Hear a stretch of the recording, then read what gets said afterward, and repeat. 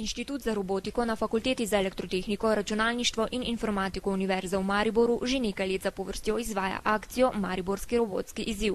S projektom želijo mlade navdušiti za tehniko in naravoslovje ter jim olajšati odločitev pri izbiri poklica. Namen projekta je približati ravno veščine mladim otrokom.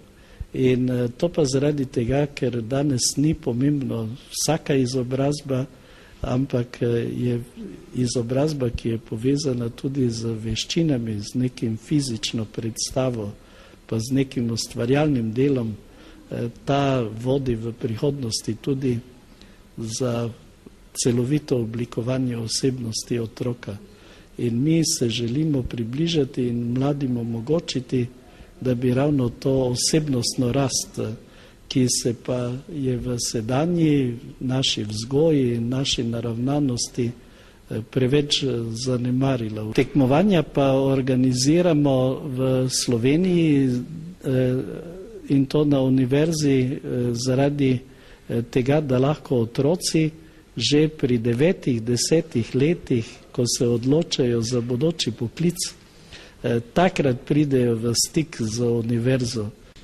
Torej, v okviru Mariborskega robotskega izziva se trudimo, da bi letos aktivirali čisto vse mariborske osnovne šole, da bi se vključile v tekmovanje Robosled in sicer v mariborski regiji.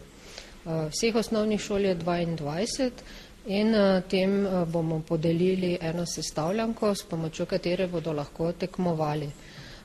Naloga osnovne šole je pač, da poiščejo učence na svojih osnovnih šolah in jim da mentorja. Dodatno pomoč nudimo osnovnim šolam tudi s pomočjo na osnovi delavnic, kjer se bodo pač tudi učitelji usposobili pa enkrat naredili takšnega robota. Kako dolgo že ta projekt živi? No, ta projekt živi že od leta 2000, kajti takrat smo štartali na nivoju študentskih tekmovanj in dijaških tekmovanj celotne Slovenije. Seveda prvo leto smo imeli okrog 10 študentskih ekip, medtem ko v letu 2001 smo že zbrali 20-30 dijaških ekip iz celotne Slovenije. Tukaj gre za nekoliko drugačne robote, namreč ti roboti so programirljivi, vsak vsebuje tudi mikrokrmilnik, ki ga treba preko osebnega računalnika tudi sprogramirati, na ta način dati robotu svojo funkcijo. Zdaj v času priprav gradimo robote, ki recimo vozijo samo po liniji, podobno kot tisti robosledi za osnovnošolce, medtem ko za državna tekmovanja študenti in dijaki te robote priredijo tako, da lahko vozijo tudi po labirintu, tako da je tekma čim bolj zanimiva.